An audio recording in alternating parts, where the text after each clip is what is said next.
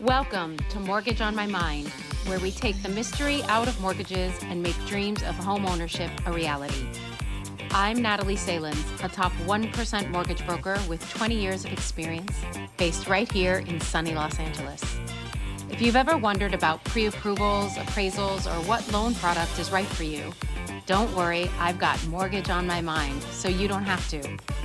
Each week, I'll bring you expert advice, real-life stories, and insider tips to help you navigate California's competitive real estate market with confidence.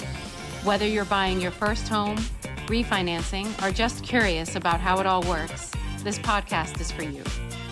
So let's talk mortgages, demystify the process, and make your real estate goals a reality. Ready to get started? Let's dive in. Hi, everybody. Welcome to another episode of Mortgage on My Mind. Today, we have a beautiful guest, Brittney Shull. She is the founder of Your RE Bestie and is a licensed real estate advisor serving both the Twin Cities in Minnesota and the Central Valley in California. So it's cool to understand the difference in what an escrow is in these two very different places. With a background in interior design and a focus on community-driven business, Brittney has closed over $64 million in sales and completed 180 transactions in just 5 years. She also owns Central Valley Real Producers, a platform dedicated to connecting top-performing agents with local vendors and resources, which is so cool. She helps elevate real estate professionals across the region. So welcome, Brittney. Thank you for being on. Yeah, absolutely. Yeah, I absolutely do. I think it sounds rare that a realtor would want to spend some of their career celebrating other realtors, but I think that's just a really fun piece for me. That's so cool. You give and you get. And just to be more like, hey, yeah, we don't have to act as competition. There's enough out there for all of us. Instead, let's just build each other up and do this together. That's so great. Yeah, I agree. I feel the same way about mortgage brokers. Sometimes it's really cutthroat, and I'm always like, it's not necessary. There is enough business out there for us to support each other and not try to steal each other's business. But it can be tough. It can be tough for sure. We're in a very unique industry. I think the other coolest part about our industry in general is I love asking the question like, wait, how did you land here? Because none of us went to college to get a degree in mortgage or even maybe a few people went to get a degree in real estate, but that's not the most common scenario. And it's so intriguing to hear people's like paths that landed them in this industry. So true. Speaking of, how did you get into this industry? I know you have history in interior design. Is that kind of what led you into it? No, actually, I went to college to be a social worker, and 9 months in, I dropped out and got my real estate license. So I started when I was 19, the first time around. My mom was a broker when I was in high school, and my grandparents were both in property management. So it was a little bit, I was already working in it. I was very exposed. And yeah, I went to school to be a social worker because I've always wanted to help people. I really thought I wanted to help kids. And like I said, really quickly, I realized, okay, I love the psychology of people, but this job is going to be, it's not very profitable. It's going to be super emotional draining. And someday I'm going to have a family and I'm going to not be able to separate work from life. And it's going to hurt my family. So I decided that if I went into real estate, I could make enough money to help people in a bigger way. And so that was 21 years ago. And I've been in some form of real estate since. I actually got my degree in interior design like in my mid-20s. I had this kind of epiphany when the market crashed. I was like, okay, but what did I love about selling houses? I loved walking in and helping, like hearing people's needs and then walking into a space and be like, but look, imagine this wallpaper not here, this wall not here, just really helping people envision. And since I wanted to be the first in my family to have a college degree, I continued working full time and went back to school in the evenings to have that piece of paper, which I use as a hobby now. I don't really use it as a career, but I still think it gave me great experience. And just, I always say like it added not content, but it added value to my yellow brick road of the career path I took then over the next 20 years. For sure. Yeah, absolutely. Yeah. And so tell us a little bit about Is Minnesota an escrow state or a lawyer state? It's technically escrow, but we don't call it that. It's a title Okay. state. Tell us the difference. What is the difference for our audience? Huge Obviously. difference, actually. So funny, if you were to say we're in escrow in Minnesota, people would be very confused and they would think you're talking about their escrow account that's held by their lender. So we normally use the term we're in pending. But a couple of the differences between at least California and Minnesota that I actually get a lot of East Coast transfer clients into the Central Valley. And so I now start my presentation with, okay, since you've bought and sold real estate in the East Coast, I'm going to share with you what's different here because I had to learn it too, right? And one of the big things is the way closings are performed. In Minnesota, when we write a purchase agreement, we write a close date. And as soon as title receives that purchase agreement, they schedule a time and date for signing. And everybody is working towards a very specific time and date. When I moved here 4 years ago, I did my first transaction, I realized it's very fluid. It's like an escrow time frame. And everybody's just, yeah, maybe we'll close around that time. Well, it's just all depend on when the lender gets us documents. And as a type A person that love to be able to give my clients, like, this is the day you fill your truck. This is the day you get handed the keys. That was very hard for me. Still is probably one of my greater frustrations is just clients being like, when can I move? What does that look like? Here, so in Minnesota, you also get the key at time of signing. There's no wait for recording, where at least where I am in the Central Valley, buyer can sign like 3 days beforehand, sometimes even sooner. And then everybody's just waiting for some magical email to say, now you can move, right? Totally. And Yeah, because it happens. So in the Central Valley, you can't special record? In LA, you can't. So like you fund one day, you can't record till the next day. Yeah, you could record same day, but you would have needed to have funding first thing in the morning. And then your escrow officer basically needs to have nothing else to do all day because they're waiting around to babysit these things. So it is probably more common for it to happen next day. Yeah, yeah. But It's a 3-day process of closing here. It's like they sign docs one day, we fund the next day, they set up to record the day after that. So it's a 3-day. Which is just so different. In Minnesota, docs won't even get to the title company until sometimes like the night before. The escrow agents are like looking through it the morning of, and then they're signing at 10 a.m. and they get the key at 10 a.m. There's no waiting for record. If it's funded by the lender, it's done. Yeah.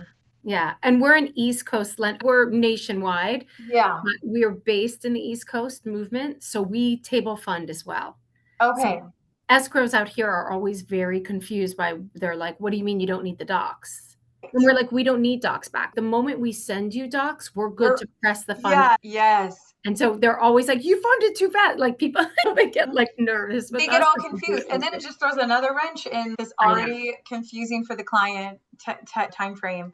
Totally. Yeah, so that's been a really hard one, a unique one for me. The other one that I share is here, washer, dryers, and refrigerators don't stay with homes. And in the Midwest, those just stay. It's written in the purchase agreement, but it's just standard, right? So I just had a new client. We did a home buyer thing. And I was like, hey, like, I don't know what it's like in New Hampshire, but here you need to plan on buying a fridge and a washer and dryer after closing. They're like, what? Why? And I'm like, yep, people take those things with them. So interesting, because it isn't interesting that it would be assumed to stay because they're not part of the property. They're not, but is a microwave always? I don't know. It is interesting that, that it's expected to stay unless otherwise written in the reverse. But the way I look at it, I'm like, the last thing I want to do if I've just packed up my whole house is wheel out these very heavy appliances. I want to be like, yep, you can have I agree. When we bought our house, they left all that there just because they're like, we're going to buy new ones. So it makes sense. But like in a contract out here, if you plan to leave it and it becomes part of the contract, you do actually have to specify at $0 value. Yeah. Because it can't be thought of being built into the actual core value. Yes. Yeah, exactly. Yeah, so it's just they're little things that are I think the different. biggest thing is so you have title out there. Does title hold the deposit? No, actually the listing broker holds earnest money as well. So that's like another very different. So I will say rarely when I had my own brokerage, I had an agreement with my title company that if it was our listing, they would hold the earnest money on behalf of our listing for us. But it was super rare. Typically it's trust fund is the application that we use to have it transferred to the listing broker. And the listing broker holds it till closing, and then And they hold it how? They just hold the check or they deposit it into a bank account? it's typically wired to a very specific type of bank account. I don't want to misspeak on what that is called, but there's like an interest-bearing bank account that has to be held separate from any other like commission money movement for that broker. Which kind of sounds like the lawyers in New York or lawyer states. It's kind of Yeah, the same yeah. thing. Yeah. I always get confused by it because the reason there's escrow out here and they created this type of transaction is because it's a third party holds the funds. And the reason it's called escrow is because escrow is an account. That's why an Yes. impound account is also called an escrow An account. escrow account. Escrow just means an account that's money is held in. So out here, it's very logical that you have a separate company that is hired to hold and disperse funds, basically. Yeah, absolutely. But that makes sense that title would do it as Yeah. well. Yeah, we don't even have a separate escrow. You just have title. And then I don't know, I'm actually curious about this one. Here in the Central Valley, the seller dictates which escrow company the whole transaction for all parties is managed through. In Minnesota, buyer and seller always have their own title companies. And those two title companies work together. So I work with the same title rep on every single transaction I have in Minnesota because they're representing my side, which really allows for a great relationship. Now here, if I'm like on the buy side, and a lot of times the purchase agreements have written in, buyer agrees to use seller's chosen escrow company, right? That's very standard here in my market, at least. Is that how it is in LA? It is something like it. Yeah. Yeah. Interesting. And do you think how do the buyers themselves differ, would you say? Is there a different expectation on purchasing or pricing? Is the timelines the same? Like here, at least in LA, everybody wants to rush timelines like crazy. It's like literally, if I could close it in 10 days, that's what everybody wants. Yeah. Is it Yeah, the that's same? actually a great question. It's not the same. I would say in Minnesota, again, we pick a date before we even write an offer, right? The clients, okay, let me look at my calendar. The 16th of next month is actually the most ideal for me. So then we put that there, and that's as long as the sellers go, that works for me too. Or they might counter and be like, I really was hoping for this date. And then we all agree on it. And then that's just it. And that's normally 30 to 45 days. I would say 30 is pretty basic. Here in California, I definitely think it's more of a on or before 30 days. So Yes. if lender has everything clear to close in 10 days, everyone's going, can we close sooner? Can your buyers close sooner? Do we want to close sooner? We want to move. Can we move faster? And everybody's waiting to see what we can do. So there is always this, again, another unknown and an extra layer of pressure, honestly, on the lender because No kidding. because the lender, like everybody had a 30-day window, but then all of a sudden they're actually like, but if you could do it in 7, and you're like, okay, yeah, no problem. And I'm like, doesn't the seller have to pack still? What is the rush? Like, right. It's so funny. I've said that to a couple of the lenders that I'm friends with too, is man, it's like kind of unfair for you because you're just like you're given a window, but you're also told, no, but do it faster. That window means nothing. Where in Minnesota, it is like, you got 30 days to get this done. And so much of what you do is out of your control. The appraiser's timeline, out of your control. If it's a condo, that's entirely out of control. Insurance, I've had deals here just held up on insurance. And I'm like, what? Insurance should never, like, why are they holding stuff up? In California, insurance is so much harder to obtain. So much, yeah. All the time. You're like, or we're supposed to close this file on the 15th, but I got clear to close on the 6th. So 9 days ahead, but that's pretty standard. And now everybody's, let's close Friday. And this is yesterday. And I'm like, okay, so let's just take a breath.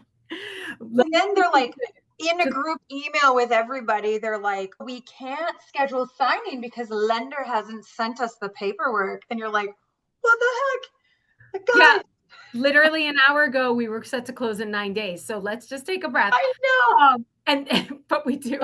So I literally was like, hey guys, because they're like, I'm going to send an addendum to change the contract to close tomorrow. I'm like, all right, hold just a second. Our docs aren't out yet. And it is in an area. It's actually, I do loans up in Oregon and Washington as well. Oh, yeah. So I'm like, we can close same day, but let's just take a breath because the insurance isn't dated to close tomorrow. The insurance is dated to close next week. Now we gotta, update that. We have to see if they can change it because that shifts everything. So let's just take a breath until we hear back from insurance. You know what I mean? But it's not just like an easy fix. Let's all just close early. There are steps to be taken and things that have to shift in our system. And now mortgage interest is going to be higher because we're sooner in the month. So it's like, hey guys, do you know that you're going to owe a week extra of mortgage interest? Your closing costs are going up. Your reserves are shifting. Let's just all see that the file works to do this. And then we can, and most of the time you're fine. You figure it out. But you do need like a second. Everybody's always so quick. Yeah, it is. So that's like the other difference. I would say another difference that I've noticed that I think is a big one in Minnesota in contracts, the way like contingencies are written are like, you get your 10 days for inspection and it's 10 days for inspection. You make sure to have it cleared within that time frame. And then outside of a finance contingency, like people expect I'm in this to the end. I'm going to be closing on this property. And here I feel like all the way until the day of closing, buyers still have this kind of a little bit of a concept that they could still walk away with no harm, no foul. And I haven't quite figured out like why that is here, because there's still contingency. There's still like rules in the contracts, but everything protects the buyer to such a high extent that they can just ruin everybody's lives if they feel like it. Like just on a feeling, a whim. And in Minnesota, I feel like our contracts are very like, no, you will be obligated to purchase. Your financing worked out. Everybody else did everything that they were supposed to do. Like seller can hold you accountable to perform if they want to. Who knows if they do, but. Then that's true out here too, if the contingencies are released. And that's why they're so short here.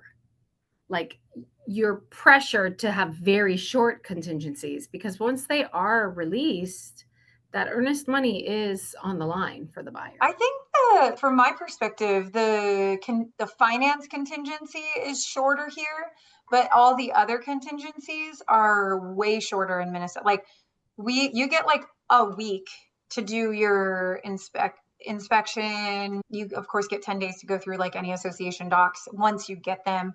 But financing contingency, we normally have a commitment due 1 week prior to closing. So really, if the closing's 45 days, the lender's not expected to have a commitment to say they're going to close this deal until 1 week prior is most standard. In Minnesota. In Minnesota, where like here, it's like 3 weeks in and the lender's expected to have everything clear to close, even though they maybe have 3 more weeks to close, and a lot could change in that time. I'm 10 days on something, 10 days in on something, and contingencies were 10 days. But for some reason, it wasn't explained to the buyers correctly. And they're like, are we clear to close? Are we clear to close? And I'm like, clear to close comes just a few days before actual close of escrow. Just because your contingencies are due, that doesn't mean I'm clear to close. And he's like, I'm not signing off on contingencies until we're clear to close. And so on my side, I'm like, okay, and I'm a caretaker. I don't want my agent to be freaking out that the buyer and was my agent a problem? Let me see if I can manage this. Yeah. I had to start like rushing underwriters to review all the conditions that came in well before their final review of the file. But she did it and we ended up working it out. And I got every single condition signed off except the insurance, which he was still choosing because we're only 10 days in. but still. But that's a crazy piece though, because like they could still lose their job in the next 2 weeks. There's so many other things that could make financing suddenly not viable. For sure. And that's the thing with like HOAs. Condos are tough right now. There's a new law, SB 326, and it's causing a little havoc out here. Insurance, because it's more difficult out here. A lot of HOAs do not have proper coverage because it is more expensive.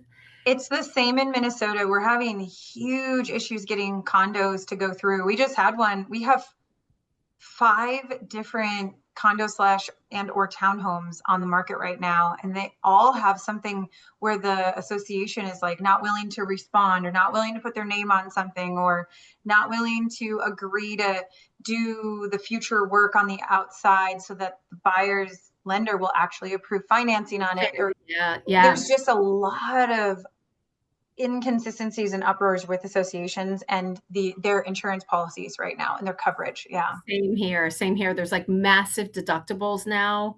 So you have to pay too much on insurance, which of course means you won't have to up the HOA fee. Oh yeah. But because of that, Fannie won't accept large deductibles, of course, because how can she guarantee that each unit owner has enough to pay that? Yeah.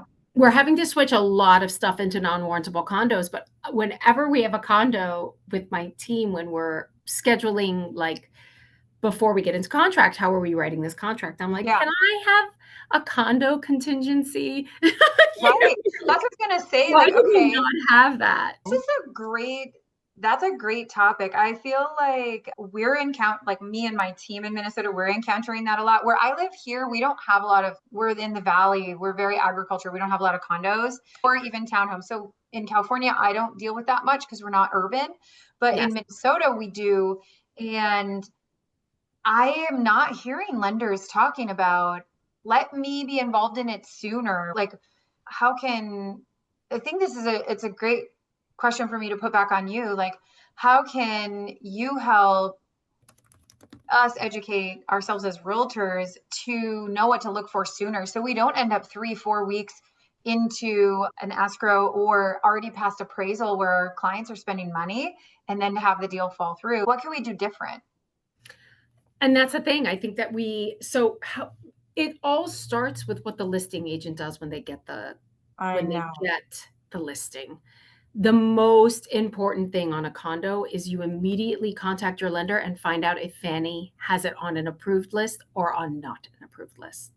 This will immediately tell us, number one, even like what a minimum down payment will be for this condo. Because if Fannie has it on her critical repairs and unwarrantable, immediately this condo is going to be a non-QM, non-warrantable condo. Yeah. And that will help you immediately to how it's going to have to be structured either as all cash or also how you price it is going to be different because rates are going to be higher. And unfortunately, it means that this condo's value is now a little bit less. Yeah. And then you don't have to willy-nilly with a random lender that might not even be able to do it at all. You can go, you've got to use this lender because they are able to say they can do it. Exactly. And that's really one of the most important things to understand from the beginning is like not wasting your client's time. Because if you walk in and you haven't had HOA docs pulled or you haven't checked with Fannie's site to see what kind of condition this HOA is in, it's putting your client, the seller, at risk because it's happening all the time. We start off with a 30-day 20, which is when I finally get everything I need from the HOA. Now we're finding all of this stuff out. There's 2 litigations. There's critical repairs on the garage. There's things that like the sellers don't know. None of the agents knew. And I'm like, all right, guys, this is shifting. And everybody wants to put it on somebody else too. And I think actually you make a really good point because in the past, real estate is ever shifting, right? In the past, we wouldn't have our sellers even order condo docs until we had a buyer, right? Because normally the association wants to know the buyer's contact information. They wanted all this stuff. And so you're like, okay, we wait until we have a purchase agreement, then we order it. But you're right. The last 3 that we've picked up, I'm like, hey, agent on my team, like, you need to order this now before we even go on the market. We need to know what it looks like. And now I want you to send it to our lender. And I want our lender to take a peek and say, this one will probably be fine, or, ooh, you guys are going to have a hard time selling this. Let's not wait until we have a buyer and put the seller and everybody through that. So I think that's a huge learning experience, that like the market's shifted, things have changed, and we need to be working with the association way earlier in the process. That's exactly right. Start and set the expectation with your client, the seller. Set the expectation that, like, this is what I think it's worth and what we're going to price it off based on comps and this and that. But it's important that we spend the time and the money to pull everything we need from the HOA so that we understand what's going on with it up front. Also, an easy way around it is, if something has sold in the condo before, you know what, something sold in April, fantastic. Did they get a loan? What did that look like? It can be a 10-minute situation of just calling that lender. Right. Like, hey, did you have any trouble on this condo? Do we look okay? Now, because of inspections and SB 326, stuff can shift from April. Yeah, I know. I was going to say, we actually just had one where I was like, oh, they just closed one. It wasn't even 30 days. It was like not even 30 days. And I was like, okay, phew, we're not going to have any problems. And then we get the cancellation from a buyer, and I'm like, what happened? And the lender in this case was a little disappointing, because they didn't even, normally I feel like you reach out to the agent. The agents are, Always. how can we fix this? Who can we How call? can we fix Everybody's working as a team to come together. On this one, we just literally got a decline of financial approval, just got the letter and a cancellation, and was like, we need to cancel. And it was like 3:00 on a Friday. And so I'm thinking, no, somebody has to tell us why. Why did the financing get not approved? And then they were like, association. Okay, but what? Yeah, what about it? Yeah, like a little more information here. This is super unhelpful. This is not collaboration. Like, at the end of the day, that's like a whole nother like rant I could go on. But we should be so much more responsible for collaborating all parts: title, escrow, lender, realtors. We should be a team, and we should act as a team. And so that was super disappointing, because we just get this cancellation with no information at all. And then we go digging, and I've looked, and I'm like, there was one that closed 23 days ago. And I called, and they're like, we have no problem. So it was a brand new issue with the association. And that's unfortunate. Honestly, I feel like the buyer agent should have been reaching out to you. That's weird that they didn't. Yeah. Like, immediately, hey, we're having a problem. I know. That's where it's like, again, I'm going to say something weird on that. I bet they found something else. Maybe. Do you know what I mean? And didn't want to deal with it? Because that just sounds like, why did everybody just drop the ball and not want this to go through anymore? We actually thought the buyer just because the cancellation came through so vague, we thought buyer got cold feet. That was like, sure. It must have been buyer got cold feet.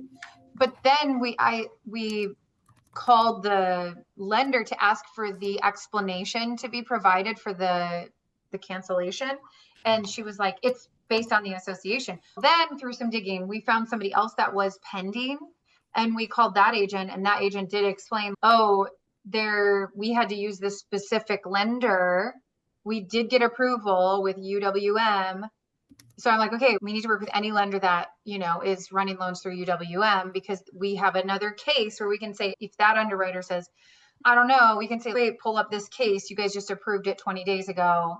Compare the scenarios, whatever. But yeah, that takes digging. It takes us doing our job above and beyond opening a door, right? Like that.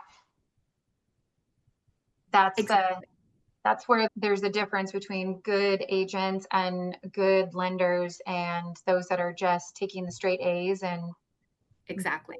Yeah. Gritty teeth, I like to call it. Yeah. I love being the problem solver. So for me, I'm like, ooh, we do all day long is put out fires, like feel a fire, see it, figure it out, how to put it out, figure out why it started after. Yeah. Creative thinking. I actually was in lending for a short time in my 20 years that's why I always call it a yellow brick road, because all these things made me like smarter at what I do today, because of just those little pieces in each side, and appreciative of each person's role. So yeah, I always say, well, I have some ideas, especially if it's a lender I've never worked with. I'm like, I have some ideas and I want you to know that I'm not questioning your ability. I just have enough knowledge to be dangerous. And have we thought of this? Have we considered this option? Have we talked to this family member? Yeah. I'm always trying to be creative and solutionize. For sure. Yeah. For sure. We really got through that. Thank you so much. I could keep talking. I've got so many more questions, but maybe we can schedule another time sometime. Yeah, I would love to. It was fun to chat. I know. Yeah. I never have a shortage of words. So, The same goes for me. And that is why you are good at what you do and you have a podcast, because you can use those words as power. Exactly. Yeah. Well, thank you so much for joining us. Thank you, everybody, for listening. All of Brittany's information will be below, and I look forward to seeing you all on the next one. Thanks for listening to Mortgage on My Mind. If you're ready to start your mortgage journey or have any questions, I'd love to help. With 20 years of experience, I make the process as simple and stress-free as possible. Check the show notes for my contact info, and don't forget to subscribe, leave a review, and share this podcast. Until next time, I'm Natalie Salins, here to help make your real estate dreams a reality.